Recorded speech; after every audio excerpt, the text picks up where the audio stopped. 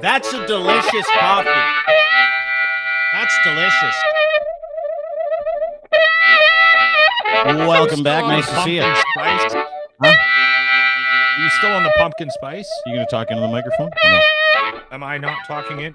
Oh, now you are. Yeah, you're good. No, I'm off the pumpkin spice now. I'm back to silk vanilla. You can only do pumpkin spice for so long before you're like my daughter. Your bowel starts to tap out. You know what I mean? Sweet. Yeah, no, I do. I love the sweet, but I can't have like natural sweetness. Like I can't have sugar cane. I like the flavor. I love a nice coffee with a little bit of creamer in it, and I love pumpkin spice. But pumpkin spice is one of those things where you're like, January 3rd, you're going, all right, let's tap out, and then your stomach starts to feel a little weird after you have one, and you're like, what's happening down there? And then you might have a movement of sorts where you're like, it's the pumpkin spice, because everything starts to smell like pumpkin spice after a long period of time. It's like going on a vacation. When you come home and your movement smells like the ocean or turtles or fish. I have been. Speaking of that, yes. Have you ever been to Jamaica? Yeah. Ocho Rios. Okay. Ocho Rios. Awesome. Now, when you went down there, within a day or two, did your poo turn like dark black? No. You have internal bleeding. Maybe you should go get that checked. No. I've talked to people about this and they said it's totally normal. No. But yeah. Never heard of it. It's fascinating how black my poo went when I went to Jamaica. Every time. I've been like 5 times. Every time. Really? I didn't know that. Black as night. Yeah. I'm gonna have to check it out. I'm one of those vacation Google guys it. too, where it's like you get like it's my only concern when I get on vacation. It's like the compression on the plane messes with things. Yes. Like, you know what I mean? And you're like, travel I just need to roids. get that on I schedule. also get travel roids every time. Like if I don't get roids, but if you travel, you do. I've got a kit that I take with me, like a bathroom bag or whatever. Prep right? H. The wife bought me this, and there's Prep H in that bag because when we travel, sure as shooting Texas Junior, the ring gets a little puffy. Anyway, we're going to talk about puffy rings a little bit later on. James DeFiore is going to join us. Joe Rogan stepped in it again with his idiot buddy Brett Weinstein the other day. We're going to laugh about that. We'll talk a little bit about Sam Harris, who took it in the mouth from the religious right over the weekend. And if you're unfamiliar with Sam Harris, we'll fill you in on who it is. It's actually it's interesting because all these things lead back into the same thing with just bullshit artists running around curating bullshit art. Anyway, we'll have a laugh about that a little later on. We'll talk about husbands and wives and marriages and relationships and why you don't need one. But it gives me great pleasure to introduce to you somebody who's done something that has never been done in this country before. Never in the history of the country. Not only did he do it, he marshaled the teams to do it, had to work with hundreds of companies to do it, just started to do it prior to the pandemic. And dude, he's at the Las Vegas Consumer Electronics Show. And he unveiled it. Do you know how many people have done what this man has done? The answer is 0. And he's a Canadian, and his name is Flavio Volpe, and he's the president of the Automotive Parts Manufacturing Association, which has just created Canada's very first zero emissions, Canadian-built, Canadian-sourced, Canadian-engineered electric vehicle called Project Arrow. And it is sexy AF. Please welcome to the program the man who did it all, Mr. Flavio Volpe, ladies and gentlemen. Okay, all right. How do you like that? That's our intro. You're a hell of a hype man. I did it some. There's probably a few hundred people who did it, but I appreciate that. Yeah. Yeah, well, you were the guy. Like you headed it up, right? You were the guy. Dude, great to meet you. Great to have you. Yeah, go ahead and say what you want to say. I want to get this out of the way, Flavio. How do you say your last name? Volpe, because your name, like when he said it, I expected like us to shoot to a shot of a guy on a horse on a cliff, long flowing hair, like the sun shining. You've got some kind of a sword in your hand. Yeah. Phil Collins is playing. Yeah. You know what I mean? Do you know in Latin, my name means golden fox. So, maybe there's something in there. Yeah, it might be. Yeah. Not that I'm disappointed by what we've got here, Flavio. No. It sounds like you are. It sounds like you are. Yeah. Actually shirtless, to be honest. is what I was hoping for. There's a few, and you should have had me on about 20 years ago if you wanted longer hair. I mean, I can't do anything about where it's going. I keep growing my beard so that it follows my face up. Dude, I don't care what you look like. I'm just glad you're here. I've been following your progress for quite some time. Obviously, I followed you a while ago. It's funny, you know, Twitter, for all its warts and how terrible it is, it brings a lot of really good people together. And I started following you about 2 years ago, right? And it was because you were leaking out these little pieces of information, and I knew you were working on this incredible vehicle, which you just launched at CES, called Project Aero. It's Canada's very first, only manufactured, sourced, engineered electric vehicle. And there's so much to it, including the name. But are those rims alloy? Jesus Christ. We'll get into the wheels if you want. I'm Italian now. We made sure they were a little sexy. Yeah, you did. I mean, it's a sexy car. It's an EV. You just had your unveiling at the CES, Flavio. Tell me about how this came about, because you've been making news for the last, I would say, 2-3 months, and again, leaking out information about this as you've kind of continued to engineer and build. But this is a 3-year project, which also blows my mind. So how did you do it? Tell us about Project Aero. So I represent, so about 75% of a car is really made by the part suppliers, and then it goes to these assembly plants. It's like a jigsaw puzzle. So we represent a few hundred of them. And for the, last 6 or 7 years, we would take Lexuses that were made in Woodstock, Ontario by Toyota, like #1 plant in the world, #1 product in its segment. And we would use that platform to put new technology, connected autonomous technology on, and then take it out to the car makers in the world and say, this is Canadian autonomous drive technology or connected technology. And we thought it was a great way to kind of feature what some of these companies were doing in this emerging space. And then, I spent a couple of years on the road with the Canadian negotiating team, negotiating the new NAFTA. That's a good-looking car. And then, we sit there and say, who's got more schlep than anybody else? The countries that have automakers. Prime Minister challenged us in, end of 2019, said, what does Canada's zero emission future look like? Came back over here, sat down with the team, and, we've got a good little core team here, and said, we have this poster on the wall. I should have brought it out here. It was like all the components that we make in Canada. I said, I think we make a whole car here. Why don't we make a car and name it after the Avro Aero? What that great generation of Canadians did when they had a clean sheet for technology, and then make it completely Canadian so that we can go and answer that question. What does Canada's car culture, Canada's car industry look like, and make a lighthouse and say, hey, we're going to show the world that, maybe we haven't had a new Canadian car company pop up in 100 years, but it's not for lack of technology or know-how or creativity or inspiration. And so we said we would do it. The world fell apart in between, and we did it. We said we're going to show up at the CES in January of 2023 with a car where I pulled a sheet off that is a working prototype. And I had a lot more hair before this started, but we did it. And now we've got a story to tell around the world, right? What a great, this is awesome, man. This is a great story. Yeah. It's you know what? It's one of my favorite stories right now. I mean, we're deluged with garbage and dirge, but I've been following Flavio and Project Aero for some time, and I love gadgets. Like, dudes love gadgets, right? And so when you find out Canada's coming up with its own EV, you're like, okay. It jogs your mind, because you're like, well, we don't make cars here, right? Yeah, we make cars, but we make cars for other people. Canada makes American cars. Canada makes Japanese cars. Canada makes cars that are centered all around the world, because we have great manufacturing. We've got wonderful people. We've got lots of space to do it. We've got great tax incentives. And I was like, when I started reading about Project Aero, Flavio, I was like, oh, well, why haven't we been doing, like, we got all the stuff. We got all the space. We got the manufacturing. We understand this. We have some of the best engineers in the world. Why did it take so long? What did you say? It was 100 years between Canada manufacturing its first car and you guys deciding to manufacture this car? Is that correct? Yeah, it's been about 100 years since there was a new sustainable Canadian car company. That was a company that was then folded into General Motors in the 20s. And while there's been some great people that have tried what we've done over the past 100 years, build a one-off, usually on somebody else's chassis or a concept car that doesn't work.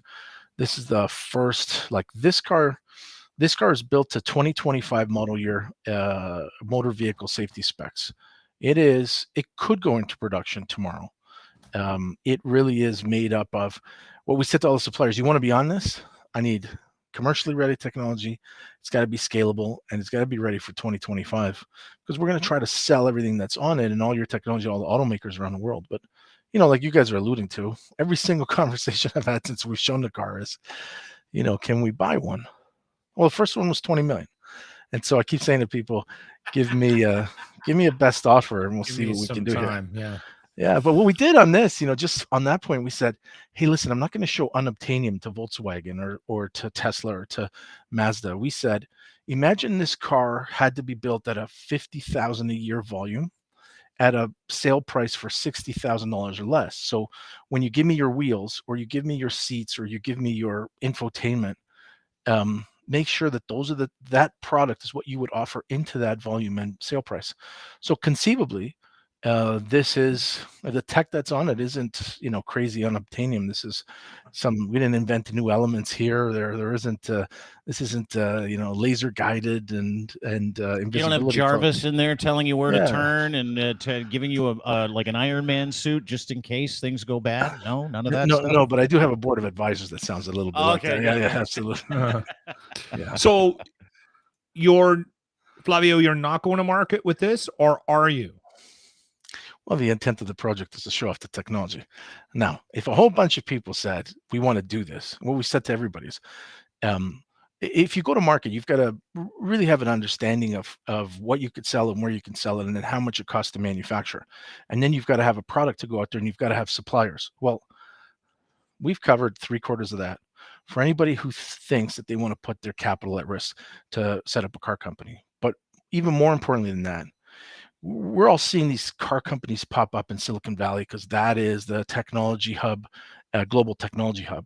It's also where the money is. Yeah, where the money is, all the risk capital is for sure. But I say in Southwestern Ontario and Quebec especially, we've got the manufacturing, the IT, and then we've got access to the critical minerals in Northern Ontario and Northern Quebec that go into these batteries. We want Project Arrow to be that homework, like, where's my notebook here? I keep offering people my notebook. You can have my notes and you should do startups here. And I think, this is the public bet I've been making for people. Within 10 years, you're going to be able to buy a Canadian car. It might be the Arrow because somebody will take it over the line, but it will definitely be inspired by the Arrow, or maybe platforms and systems from the Arrow. And I want you to remember this conversation when you buy it. Dude, I can't wait. I mean, I'm just listening to you talk about it. I mean, this is it's a glass ceiling thing for Canadian automotive manufacturing, for Canadian engineering, but it is also for Canadian natural resources, right? I mean, we're bullish on the fact that Canada is full of resources that we should be using to be able to help our people, help the economy, something we're proud of. But what I found really interesting about this, the more I kind of read about Project Arrow, were the collaborative effort. Right. Yeah. You're talking about, I think the last thing I read was 534 bids to work with you on this when you put the project out, when you called people to come and help, settled on, I think, 50 different collaborative efforts in the automotive industry, in the systems industry.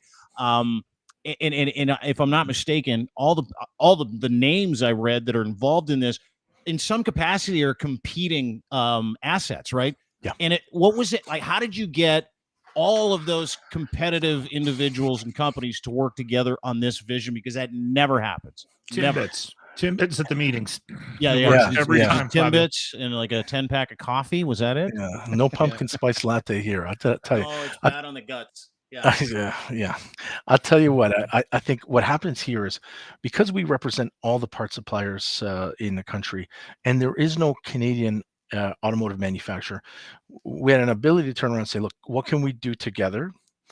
And we can bring competitors to the table for different component classes. And then we had to guarantee a lot of them. I mean, there's a lot of, I should have my lawyer here as he walks through what the IP considerations were for competitors and how they access it and everything else. We turned around and said, what's unique here is, while other people have tried to make cars in Canada, and we certainly would make 2 million American, Japanese cars here, and they're great. And people have tried to start up companies here like Bricklands, but that was Malcolm Bricklin, who then brought us to Yugo, who brought us something and came to Canada because he got money from Nova Scotia. We said, we're going to do a design competition that is only open to Canadian post-secondary students. Then we're going to, that's awesome. This group of kids from they're young men now from Carleton University School of Industrial Design won this with that first design. You've got a couple graphics there. That first one, the kind of stylized one, that's the one they did.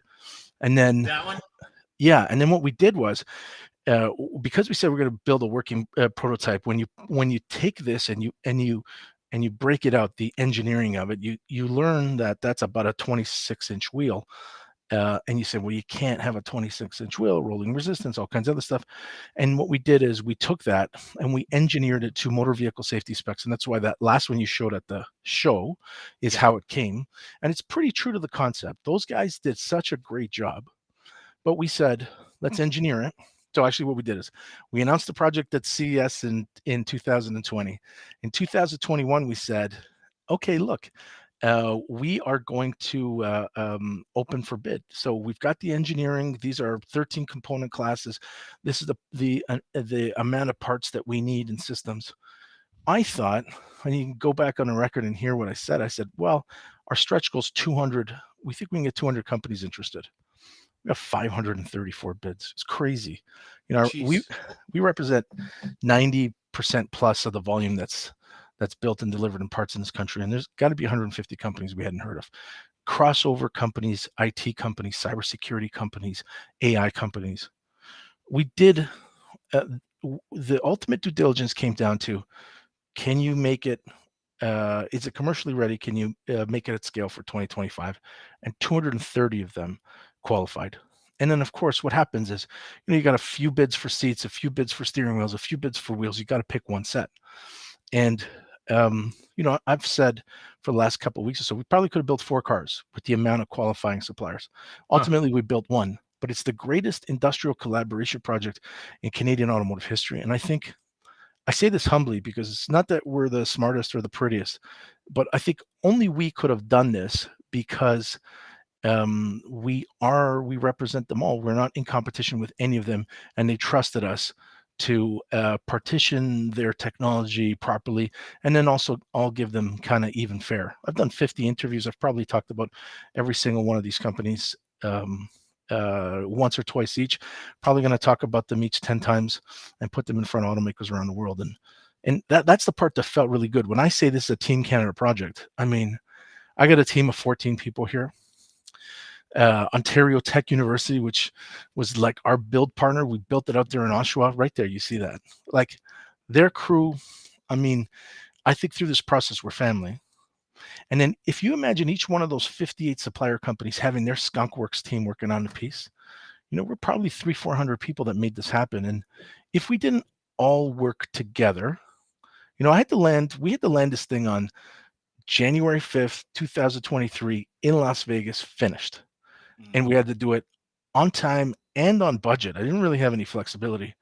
And I got to tell you, every single one of those people had to deliver, and they did. It was extraordinary.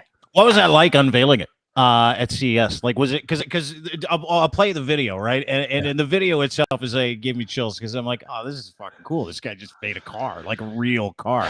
But I'll play it for you because this was the moment. Like, when you decided, hey, listen, the Automotive Parts Manufacturing Association of Canada is put all of our chips into one basket, and together we've made this vehicle, and you launched it in front of the world. Here's the video, and then I want to get your feeling because this is really cool.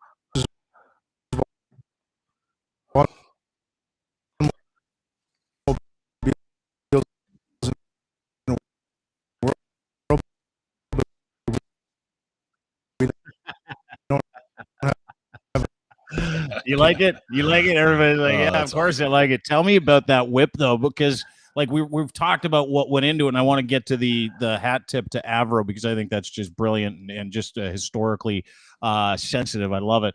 But what does this car do? Because I think it's the only car that I've seen, and specifically that car, that has hardwood floors and a biometric steering wheel. So give me the goods. Tell me what this thing's all about. What do you like about this, and what's in it where you're like, that's incredible?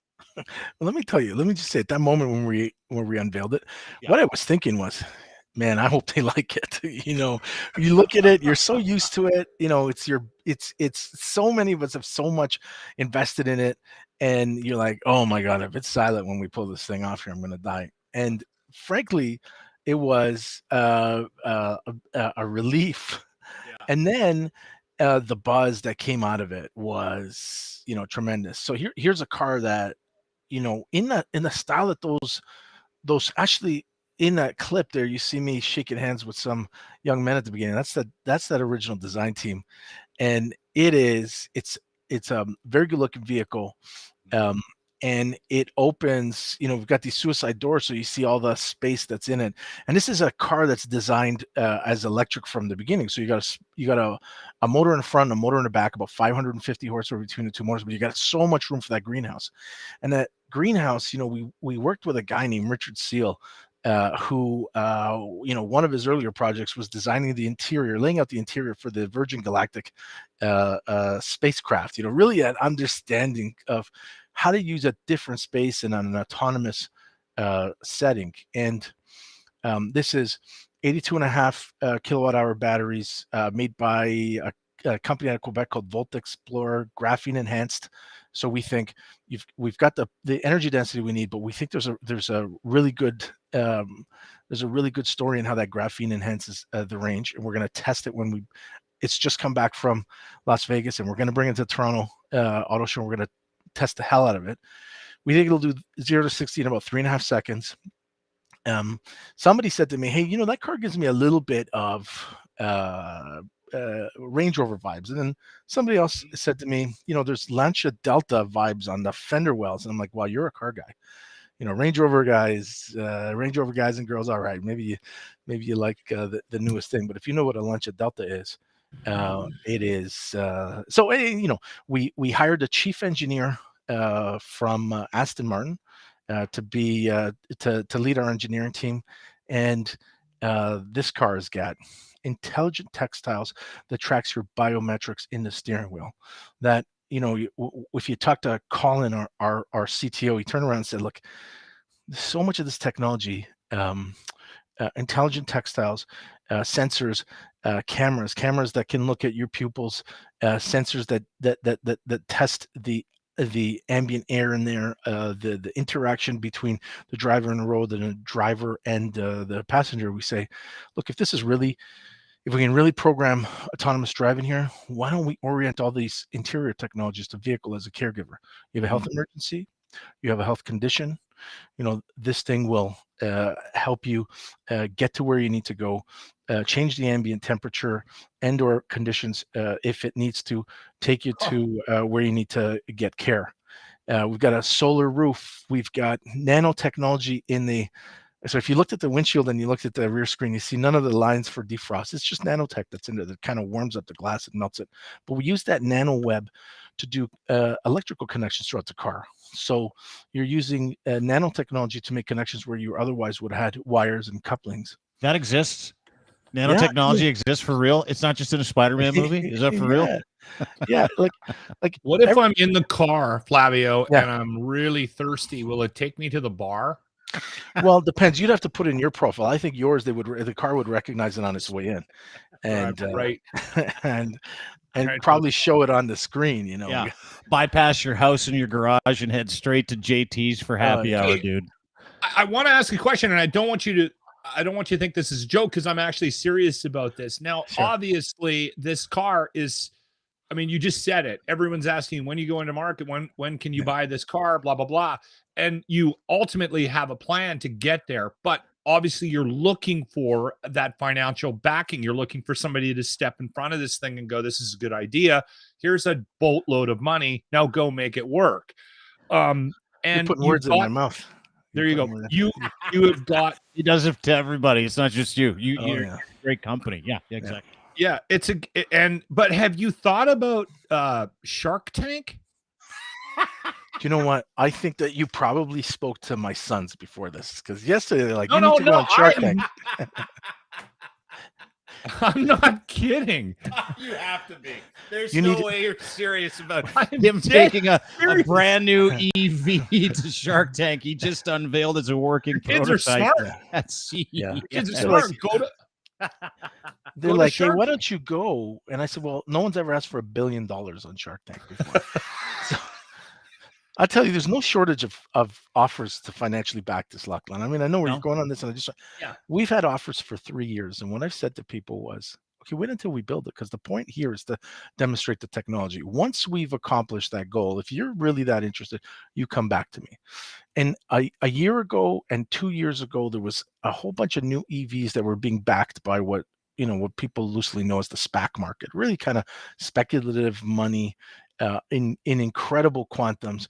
And most of those have failed and or like devalued 80-90%. And there were a lot of people who said, hey, well, why don't you do that? A few Canadians who had raised some for some recreational vehicles said, oh, we'll do this for you. And I said, well, all of that is kind of vaporware unless we build a car. And I said we were going to build a car, and nobody really believed that they thought a great idea, but they're not going to bring it over the line.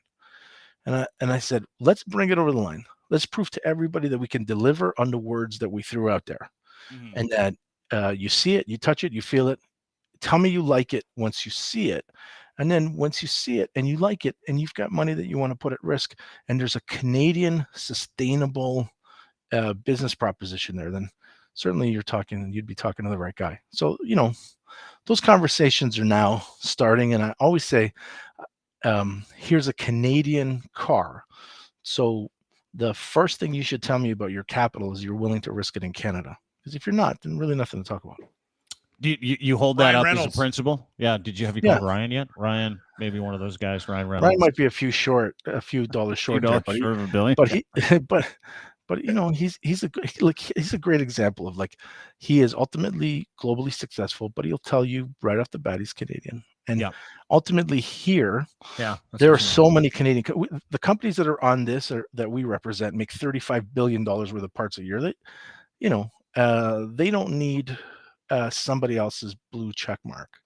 They can't for us to turn around and say, oh yeah, this is great. I got an offer from let's just say, let's call it a European country of some of good reputation, and said, well, why don't you do it here?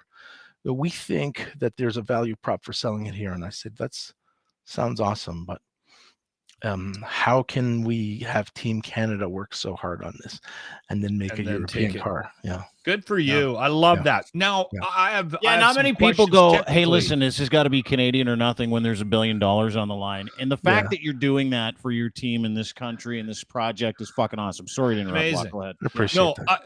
Now, comparatively to other electric cars, EVs, can you give us like a rough idea of how this stacks up to other popular brands like the Tesla and whatnot?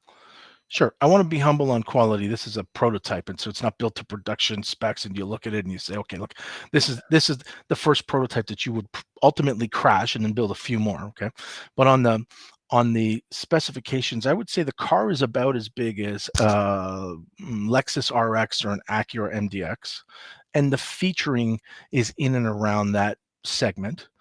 It is it's powered similarly to a Tesla Model 3 or a Tesla Model Y. And I think I use that benchmark because they've done really well in that segment to show the market what's possible. Yeah. There's a lot of really good stuff out there, like companies that make 8 million cars a year and 10 million cars a year, like Hyundai and Toyota and General Motors. They've got really, really good offering coming in the next 2 or 3 years. So, it's one of those things. We walked into CES.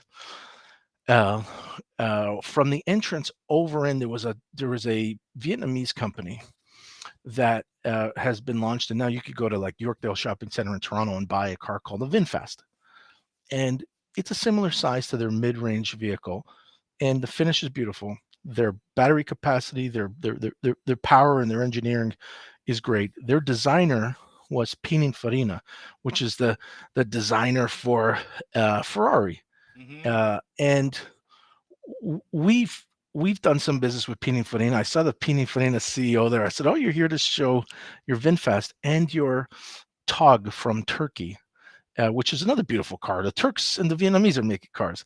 And I walked my team past it and I said, "We're launching a car today to showcase technology. I want you to stay humble and I want you to stay focused, because the Vietnamese have worked with Pininfarina and they have a beautiful car on offer to Canadian consumers.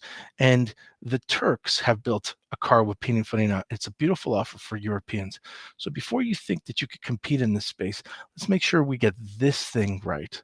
Because ultimately, because we're the first ones out for Canada, and because there's such a Team Canada effort, you have a higher responsibility.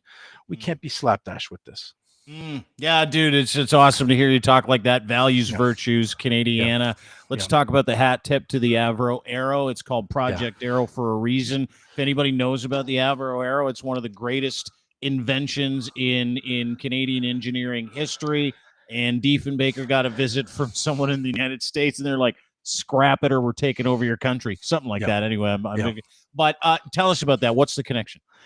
So the APMA, the Automotive Parts Manufacturers Association that I lead, it's been around 70 years. And when we launched in 1952, we were the Automotive and Aircraft Parts Association.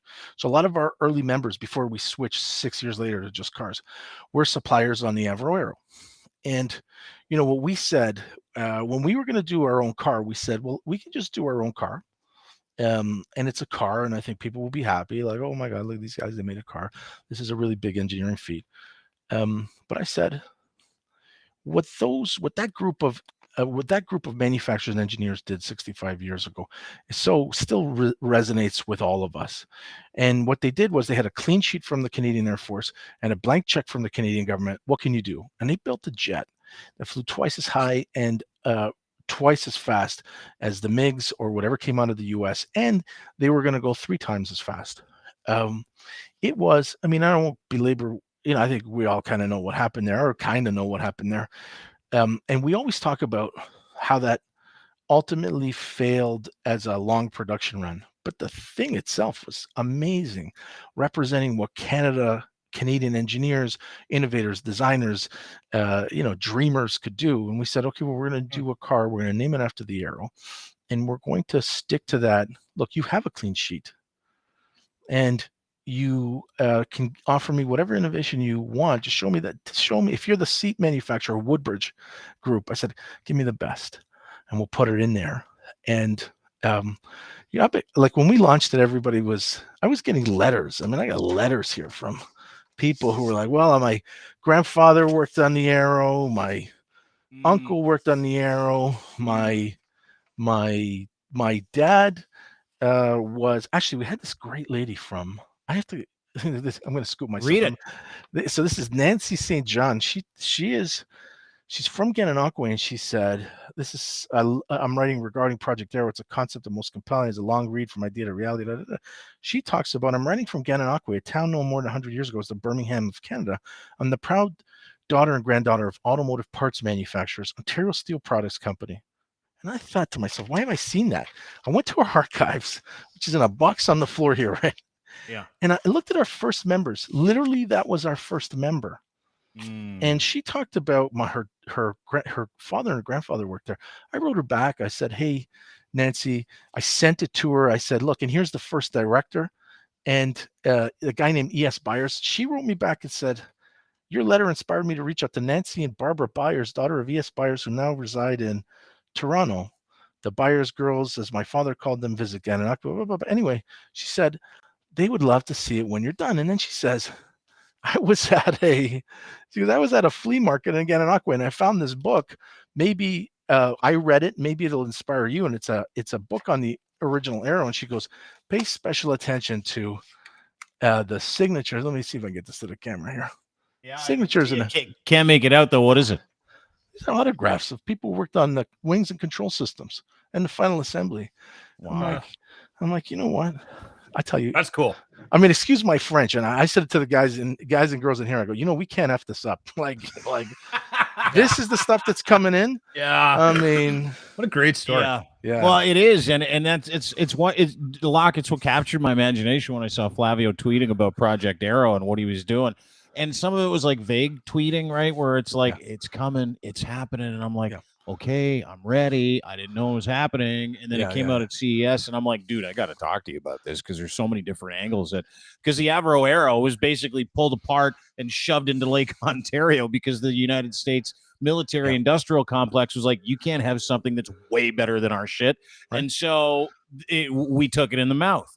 Now Canada's leading by example, taking, the very organization that made that possible is doing that with a new EV, which is also autonomous, which is also one of the coolest things you'll ever see. It's a feat, right? It's a feat of engineering. It's a feat of collaboration. And if you know anything about Canadians, sure, we're divided when it comes to dumb people and smart people. I like to joke around about that because we're full of dumb people. But like, watching this collaboration, it is everything that is Canada, which is just incredible. As is this tweet that you put out, Flavio. And I listen, of all the things that you've done that have impressed me, maybe this impressed me the most. Sure, you've built Canada's first autonomous EV, but you're barbecuing in the middle of winter too. What is this? I got to tell you, somebody actually wrote to me, goes, a friend of mine, he's like, we got to get you a cover. I'm like, you know what, honestly, the cover went in a windstorm, but I mean, are you Canadian? Are you really Canadian if you're not barbecuing in the winter? I mean, I actually have a list of people I don't trust, and on it is people who don't barbecue in the winter. Oh yeah, honest to God. And some of my neighbors are like, you're crazy. I'm like, I'm crazy. All I'm doing is cooking meat. What are you doing? Putting it in the oven? How can you eat meat in the oven? Meat's got to go over a fire. In there. Yeah. There's a little bit of chicken. What do you got? What do you got there? Some sausage too? Some bratwurst, and then the chicken had some nice piri sauce on it. We live in a multicultural society, and I'll tell you what. I mean, this stomach is built on. Let me try everybody else's food. So, if I throw some of it on the grill in the middle of winter, it's to honor you. Hey, quick thing. I don't know. A couple things about Flavio. Not many people know. Massive baseball fan. Yeah. And here's a couple quick tidbits.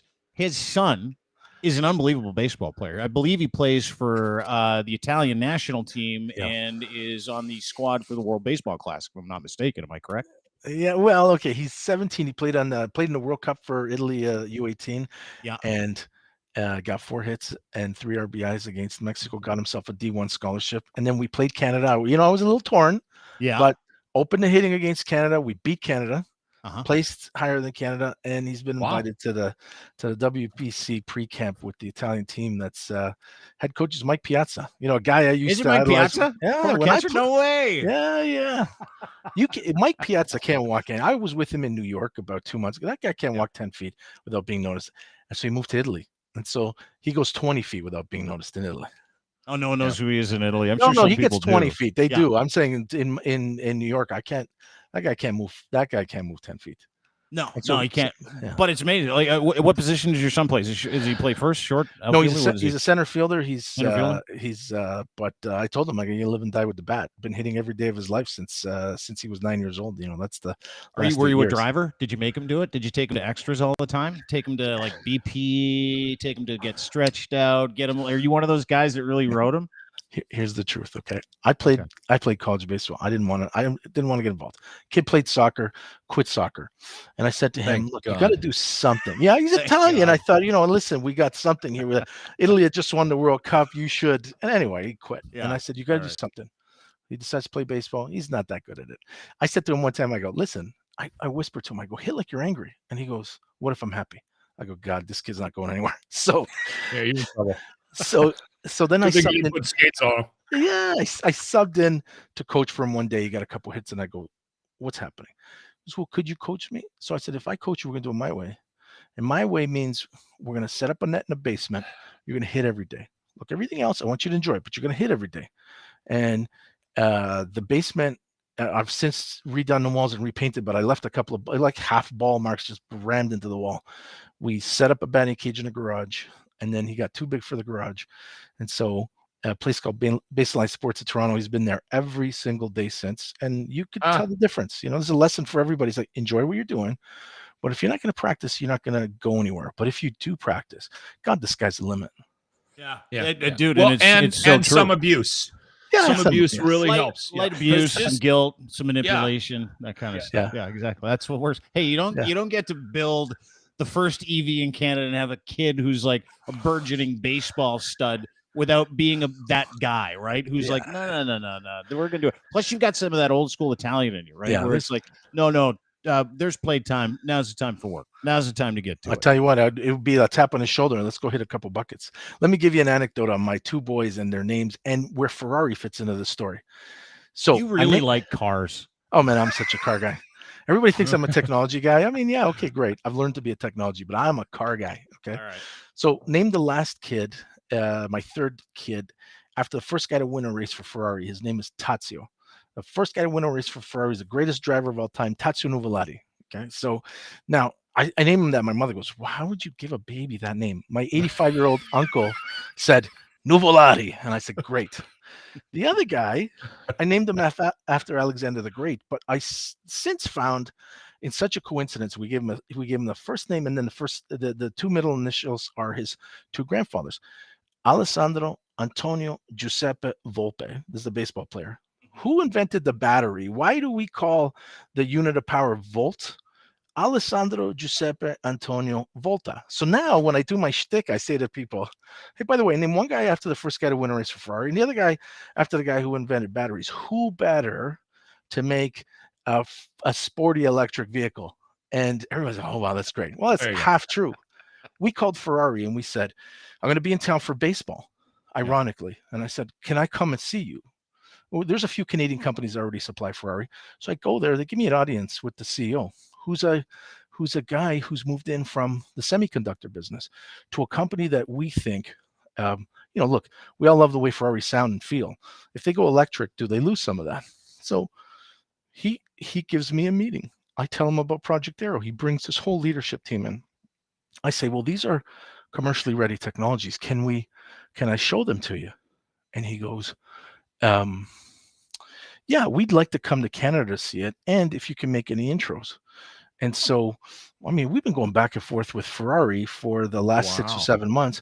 And I got to tell you, there are a more than just a short list of suppliers on the Arrow that have intrigued the greatest car company in the world. And that's one of the 14 automakers that showed up in CES to come and look at the Arrow.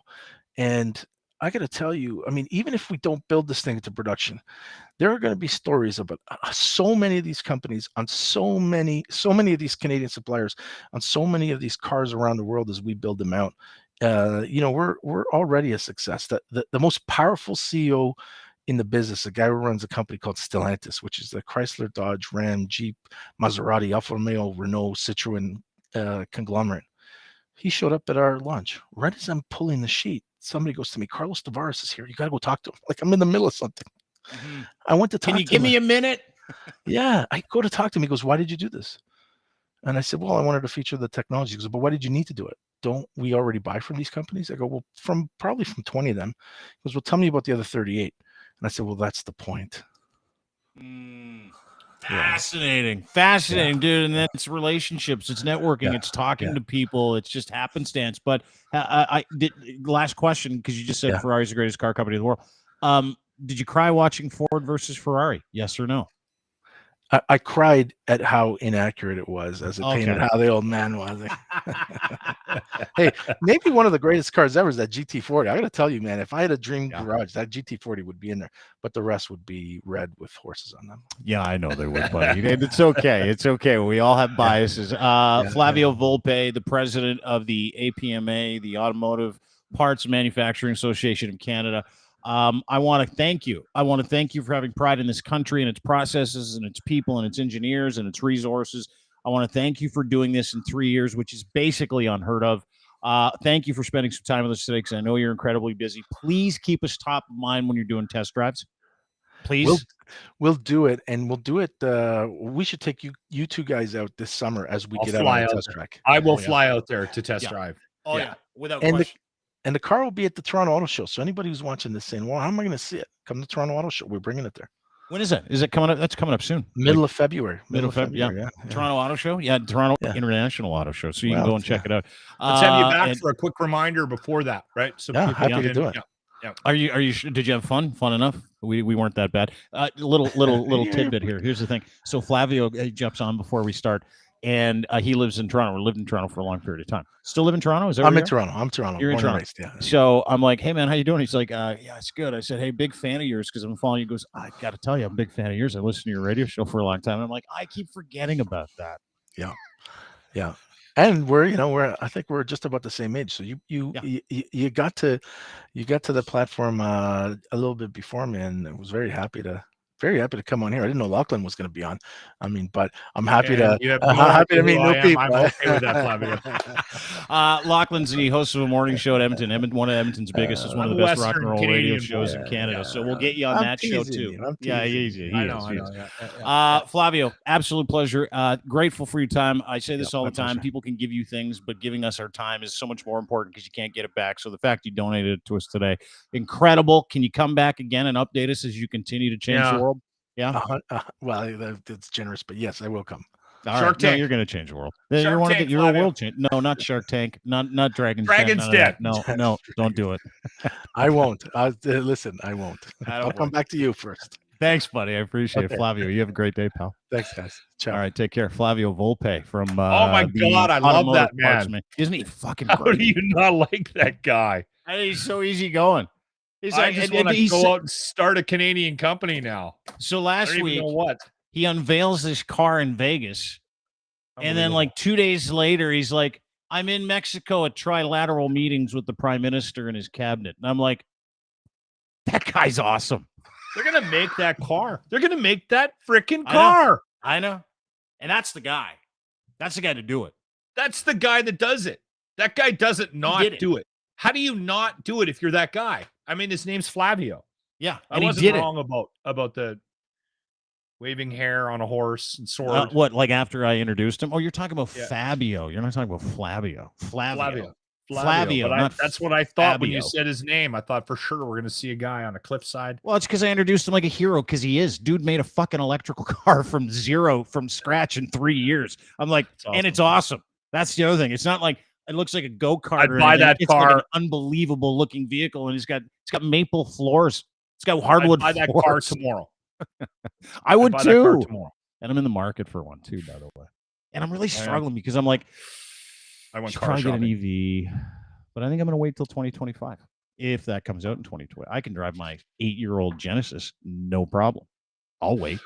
We went shopping. I'll wait and show my pride in this country by buying that unbelievable vehicle. You nuts? My wife and I on Saturday. Yeah. And we sort of narrowed down. We've done quite a bit of research on the electric, and again, we thought we would do the hybrid, and just a lot of reading over the last couple of months because we've been talking about this for quite some time. Let's be serious. You're not really doing the reading, are you? It's your wife. She's doing the reading. No, I swear to God, reading? Are you reading? I have been because I legitimately want to figure out whether or not this is, and I'm not going to get a Tesla. Don't get a Tesla. I'm not getting a Tesla. Don't get a fucking Tesla. We're not getting an electric vehicle, and we're not getting a hybrid. Honestly, you're staying gas. You're going gas. Yeah, we're going to stay. We live in Edmonton. And again, I want to be part of the solution. That's why we were really investigating it. But you know what? Honestly, with where cars are priced and just what our budget is, we have a chance to pay cash for a vehicle. But at the end of the day, if we buy a hybrid or an electric, and I actually, after we were so not disgusted. The process of buying a car is extremely invasive. It sucks ass. You know you're getting hosed every time you buy one. Yeah. I get it. And I remember looking at that piece of paper going, where do you even start with this? And I just looked at him and said, we're not buying a car today. What are you disappointed with your trade? You look at people when you go to buy stuff. You look at people that are trying to sell you that stuff you're going to buy. Like they're gonna fuck you, don't you? Like you look at it like I know you're fucking me, even though they might not be. That's just an automatic. No. They're looking right at you, and they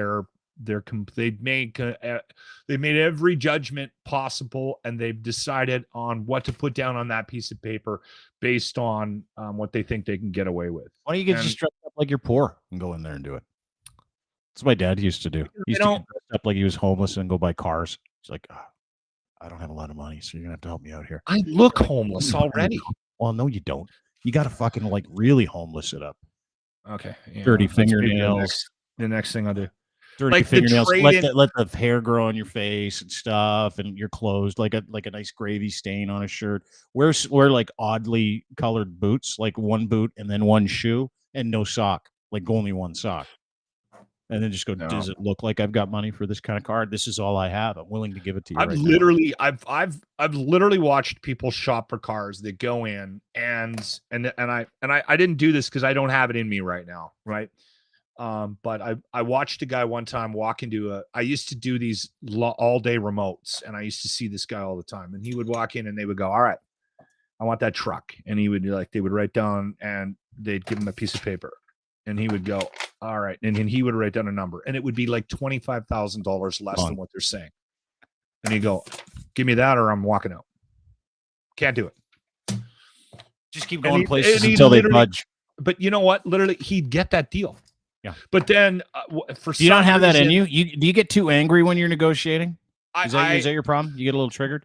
I'm the guy that gets taken advantage of in negotiating processes like that, right? Well, because you get tired of it because you get angry. You're like me. Out. Yeah, I know. You're like, fuck you. Because they offered me about a quarter of what I can get for my vehicle. Like legit. I don't want to get into the details but they legitimately. I know. I'm literally looking to hose you on a Kijiji. Shocker. I'm looking on Kijiji, and I'm like, I said to the wife, I was like, we get like 17 grand for this car. Like, I can't believe it. It's got 200,000 K on it. Like, look at this. She goes, I know. Subaru. I know. And then they come out walking out and they go, we'll give you $6,000 for your trade-in. I'm like, all right, let's go. Come on. Did you let's do go, one honey. of those? Well, not only that, you never know what the original price of the vehicle is. So but you guys aren't idiots. Like you're one of those guys that likes to shop around and you like to sell things on your own and stuff like that. So just fucking sell it on your own and take the 17 grand, put it on a new car. And that's what I will do. But we've now decided what we want, and now we want to make sure we're comfortable. Like if the furnace goes on one of my 14 rental properties, but if I blow it all on a car, we're not going to be able to, you know what I mean? Afford it. And I got to go get a loan for the. No, you just put it on your Visa and pay it off over like 12 months. Anyway, great to have him on. It was awesome. Thanks to Flavio Volpe and the APMA. I can't tell you how inspiring that story was. Right? I know. Unbelievable. Like if you can't get excited about this country and the people that we have in it, and the ingenuity that we have from the people that live in this country after that conversation. Oh my God. Yeah, it was awesome. So inspiring. It really, really was. And what I like to do is introduce dichotomies to people. So part of this show is we're going to go from inspiring to why the fuck are we still talking about this? I swear to God, I have tried so hard and you know this, right? To not talk about COVID. To not talk about disinformation, to not talk about misinformation, but a couple of things happened. We've legitimately had conversations where we're like, I'm not fucking talking about it. Listen, everybody's. I'm vaccinated. Stop. 3 years. Fuck her. Not even talking about her anymore. Not talking about the institution, but we have to today because a couple of things happened, and I invited our boy James DiFiore from Blackballed the podcast to come back, Mr. DiFiore, and we talked about you as one of the success stories yesterday in the podcast. By the way, I don't know if you know that. It's like one of the biggest podcasts in the network. It's one of the biggest, fastest growing podcasts in Canada, Blackballed. You do such a great job, dude. Great to see you again. Great to see you guys. Thank you, man. I appreciate it. And Lachlan, I have, if our friendship wasn't the correct way for you to go before, I will tell you that this is my barbecue. So you're right not to trust me. I haven't opened that thing since like November. Yeah, dude. I barbecue in the winter too. I'm one of those guys that barbecues in the winter, and I'm like Lachlan. I don't trust people that don't. But do you know how to pan-sear a steak like the French? Because you know how to do that, then don't worry about like with butter, or you just pour butter all over it and baste in butter all the time. It's not bad. Cast iron, fucking 500 degrees. Yeah, it's all good. All sticky bits in there. Anyway, good to see you, buddy. How are you? Good to see you. I'm good. Yeah. The reason why I wanted you to come on is because you're a big Sam Harris fan, and this weekend a couple of things happened. And actually, last week and then this weekend. And again, like Lachlan and I, we're done talking about vaccines because I'm like, fuck, if you don't get it by now, if you're not vaccinated, if you're still talking about it, if you're still dummying people over fucking masks and what you should or shouldn't be doing, you can go fuck yourself. I don't care what side of the equation you're on. Go fuck yourself. I just exhausted by the whole thing. Now, two things happened this last week. Joe Rogan and Brett Weinstein did a podcast where they waxed poetic about vaccine injuries, which, by the way, was from a tweet which was fake, and they had to go back and apologize, and that fucking interview doesn't exist anymore. We'll get to that. And then Sam Harris took it in the mouth. Now, if you don't know anything about Who's Sam Harris? He is a neuroscientist. He is a philosopher. And he could be one of the smartest individuals. And to that point, I don't know that he's ever been wrong about anything that I've ever listened to the man talk about, whether it's religion, whether it's meditation, whether it's psilocybin, whether it's LSD, whether it's Stoic philosophy. He's a practicing Stoic, and I fucking dig that about the guy. He's just as cerebral, academic, and as intellectual. PhD in neuroscience from Stanford. He's like literally one of the world's most preeminent philosophers when Stoic philosophy. And he's got a couple of different apps. He's got a bunch of books where he sewers faith and religion, where he talks about how to make sense of the world, where he talks about waking up. He's got an app called Waking Up, which I utilize every single day. It's got I know this guy. Incredible Stoic series with William C. Irvine that talks about your feeding your good wolf and not the you gotta fuck it. Like, this guy is a culture, community, and philosophy leader, and he's never wrong because he's smart. Now, over the weekend, he was on a podcast. Podcast was the John Wood Jr. podcast, and he was asked about a couple of things to do with COVID. Now, this guy and Brett Weinstein have gone head to head, and he's just crushed them in a couple of debates. Like, Brett Weinstein is Joe Rogan's buddy. He's a disgraced doctor. He's an ivermectin salesperson. And he fucking hates black people. He's just a fucking asshole. So anyway, Brett Weinstein is just full on disgrace, and he was on Rogan's podcast earlier. We'll get to that. But they hate him. Joe Rogan and Brett Weinstein, the American industrial religious complex, every single person that isn't vaccinated fucking hates this guy. And every single Christian in North America hates this guy because he continually proves that God doesn't exist and religion is nothing but an opium for the masses and effectively a cult. All religions, man-made religions, are cult. And I truly fucking believe that. And it's not from him. It's from my experience in the church. Anyway, long story short, Sam appears on a podcast where he has the audacity to suggest that more people would get vaccinated if kids were the target of COVID, if more children had died of COVID, and if we have grown boils on our faces. He said we wouldn't have this divergence in society. We just wouldn't. And so I'm gonna back up. Who said that? Sam Harris. I'm gonna play it for you. Now, it's 5 minutes long, so you can, enjoy a coffee, but I highly encourage everybody to listen very intently to one of the world's most preeminent neuroscientists and probably the most preeminent philosopher, popularizer of philosophy, meditation of our time. Listen very carefully, and then we're going to discuss it. 5 minutes. We'll be right back. Take it back to COVID for a second. In one way, and we got very lucky that COVID wasn't worse than it was, right? It could have been much, much worse. It could have been 10 times as deadly or 50 times as deadly. And we would have lived through, or many of us wouldn't have lived through, something truly awful. But had COVID been worse, just enough worse to really get our attention, to really be undeniable, we would have had a different political conversation around it. There wouldn't have been the same kind of vaccine skepticism. Brett Weinstein would not have been releasing 80 straight podcasts on the dangers of the vaccine if a few variables were changed. I mean, just take that, leave COVID exactly as it is, but just make it preferentially dangerous to children rather than to old people, right? You just flip that around, the variable of age. If kids were dying by the hundreds of thousands from COVID at a rate of whatever it was, 1%, say, but if it was pretty much all kids, we would have had a very different experience, right? And the patience, that there would have been no fucking patience for vaccine skepticism, right? And everyone would have recognized that this is not my body, my choice. This is, you're not going to kill my kids with your ignorance, right? And you change one other variable. What if the vaccines actually really did block transmission much better than they in fact did, right? And there was a moment where it was only rational to expect them to block transmission. Turns out they don't do it nearly as much as we would hope at this point. They just shorten the window by which, during which transmission is possible. If they're even doing that now, I don't know. But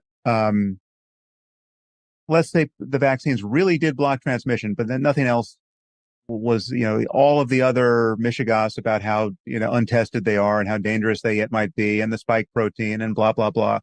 Leave all that in place. Just give me a little more transmission blockage and give me kids being preferentially killed or injured by this disease. The obscenity of much of what was said, much of what was said about COVID at the time at which it was said, the conspiracy thinking, the platforming of people who were obviously unwell and unbalanced professionally and mentally around vaccines and their skepticism, the patience for that would have been non-existent, right? And so in some sense, we got unlucky at how benign this was and how mysterious it could yet seem, because you could run the argument, well, did he die from COVID or with COVID? He was 80 years old, right? That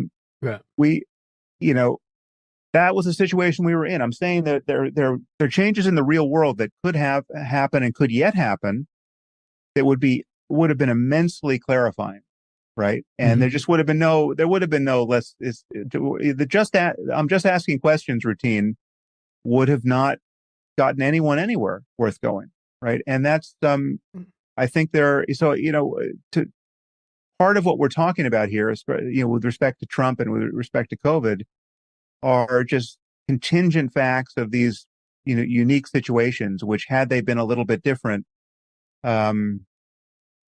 we wouldn't have fragmented in the same way, right? You dial up the risk of COVID, or if COVID just had been, just made you physically ugly, right? Like if COVID was monkeypox, right?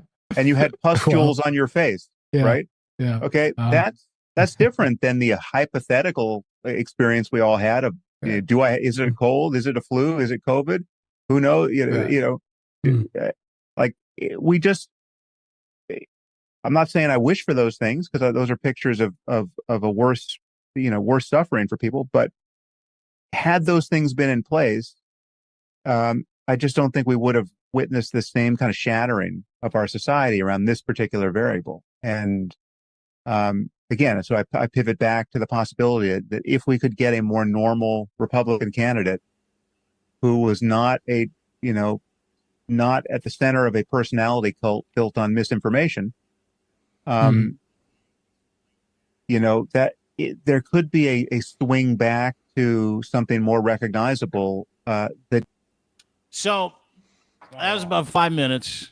I know it was heavy. There's a lot in there to unpack, even though it was only 5 minutes. The rest of the podcast is excellent. You can disagree with parts of what he said in terms of what you think he was trying to get at. But what amazed me about that, James, is the shit kicking he took from the same old characters, from Joe Rogan to Brett Weinstein to Gad Saad to Jordan Peterson, same group, same guys, all saying the same thing, is that he's crazy for suggesting that the fragmentation of society, by and large, was caused by the fact that COVID wasn't what some people told us it might be, and the very unserious people out there who don't understand science didn't give a shit about the outcome for other people because it didn't touch them in the right places.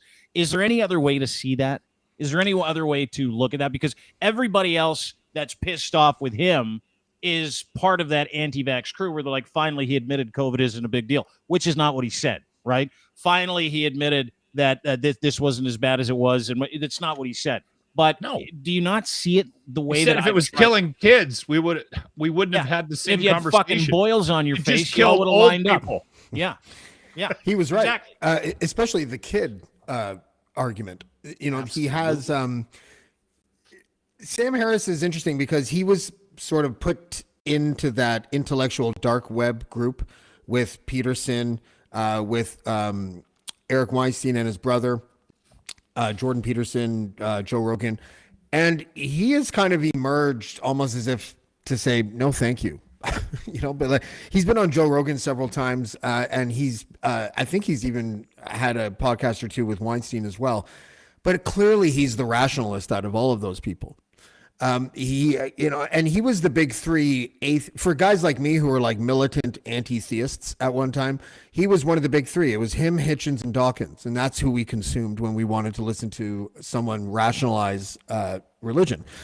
And what he's saying there, do you remember when I interviewed Max Bernier and I asked him if it was leprosy, would you agree with like I remember that sheltering in place? And he's like, no. Like, well, I don't know what to say to you then. And you're a fucking idiot. Yeah. They don't want to admit it because it shows who they really are. And that's why people are so angry about that statement. Because he didn't say COVID wasn't bad. He said people didn't take it as seriously as they should have because it didn't touch the right buttons in their psyche. And he's saying things that are difficult to say out loud, right? And that's the world we live in right now. Because when you explore conversations like he's exploring, it triggers people, and it takes the right type of personality to be able to have that conversation. I don't have it because I'm the guy that just goes, well, didn't you just shut the fuck up? I had a guy here, a friend of mine, doing some work for me, and he made a couple of comments, and I remember it was about the second or third comment where I realized, oh, okay, he's an anti-vaxxer. And I just stopped him and I said, listen, Jeff, this is not going to work because I'm not going to have this conversation with you because you've already made up your mind and I'm clearly made up my mind. So if we're going to get along, if this is going to be an amicable situation and I'm going to be out here with you, and we're going to interact, we're not going there. And he went, oh, okay. And he shut it down. Got a text from him on the weekend because he still needs to do a bit of work for me. And he goes, yeah, I got COVID. Haven't been able to leave the house. I can't get off the couch. My wife wants to take me to the hospital. I'm so sick. His next bubble, I guess this thing's real after all. Wow. Fucking Jeff, eh? Classic Jeff. It's always Jeff, isn't it? It's always Jeff or Daryl or Terry. It's his name. I can't even make that up. Well, but we had such a strong segment of the population where it didn't impact them. It didn't seep into their world. Yeah. Right. Then there was lose a couple loved of guys one. They didn't get long COVID. Sick. That went. It was nothing. It was nothing. I ate this stuff and I've been working out and I've been juicing and I'm fine. It didn't even bother me. My kids got it too. It was like the sniffles. Yeah. Right? Like, and so they downplayed it from day one. Right. And the fact that some people died and that they even knew that people had died. 48,000 Canadians. 2 years. Didn't have an impact on their ability to turn it into something that they didn't want it to be. Right? Well, it's because it didn't touch their dumb brains, right? Like that's kind of where we're at, right? I don't care if anybody's vaccinated anymore. I'm vaccinated. Everybody I know is vaccinated. I don't give a fuck if you're not vaccinated. I don't care. You're going to bear the brunt of it. Vince Djokovic, though. Yeah, I do too. I don't mind. Like, I want him to lose. I'm watching him this morning. I'm like, I hope you lose, you piece of shit. And I don't care, right? I don't care. To the point where I'm in a black car this weekend. So we had a car service come pick us up, take us to Niagara Falls for this big Niagara Falls thing. The driver of my car was an unbelievable guy, young man. He discloses to me he's not vaccinated and asks me if that's okay. I'm like, yeah, I don't care. He's like, oh, thank God, because I saw your name. And I was like, whew. And I'm like, dude, I don't care. I do not care. You're like, I don't care. That window between us goes up. No, there's no window. I was just in the back seat. It was a Suburban. Okay. And he's like, okay, well, why don't you care anymore? I go, oh, I never cared. I only cared before we got to herd immunity, that we got to hear herd immunity, and then I did the right thing, and I did the right thing for my families and all that other stuff, because that's what I did, and I understand science. And he's like, you know what? I didn't get vaccinated, but it's not that I didn't want to. I had these existing issues and all that other stuff. And I said, that's great. Were you an asshole about it? Were you a cock about it? And he's like, no. I said, did you tell other people not to get vaccinated? He says, no. Did you tell them spike proteins get in your wiener and explode your prostate? No. Did you show up to a fucking protest? I have heard that's true, though. I hope it is. Yeah. You want to keep spike proteins away from your urethra. Your penis. He's like, no. I go, well, then you're good, because I'm not concerned about you. It's the people that are out there actively telling everybody that it's a lie and using fake information to do it, like Joe Rogan. Let me play this for you, okay? Now, Joe Rogan recently apologized. And by the way, Joe Rogan, no shortage of apologies online. Pages and pages and pages of apologizing for racial slurs and bogus tweets and bogus news stories and fucking over Spotify. Pages and pages and pages. I just showed them to you. Joe Rogan decides he's going to bring that dickwad that my boy Sam Harris was calling a dickwad by doing 80 straight podcasts on ivermectin about why this woman, a female doctor in Miami, would choose to tweet about how terrible the vaccine is. Even if she dies, she's really happy she got it and doesn't care about side effects. I'll play the video for you because it's really fascinating. And it only gets fascinating at the end. There's an 11-minute clip which is now missing from Joe Rogan's podcast. This is it. This is part of it. It's what was the guess? Brett Weinstein, disgraced doctor from Evergreen. How do you describe Brett Weinstein, James?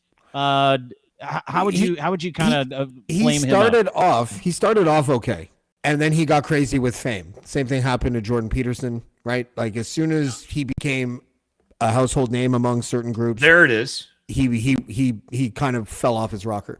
He became, just in case people don't remember who this guy is, he was a professor at a university. The name of the university escapes me right now. Evergreen. And I thought he was like actually the guitar player from Mario Speedwagon. No, yeah, that's right. It's not him. It's not the same guy. But there was a student protest at the school. Usually every year on the same date, all of the students of color would skip school or whatever, would just not show up. And this time they demanded that the white teachers are the ones that shouldn't go to work. And he was like, I'm not doing that.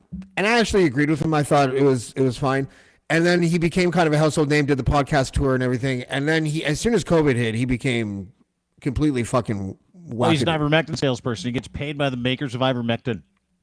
Does he really? Yeah. Yeah, Brett Weinstein. Wow. Are you sure about that? 100%. Should we be saying that out loud? Yeah, I'm going to say it out loud.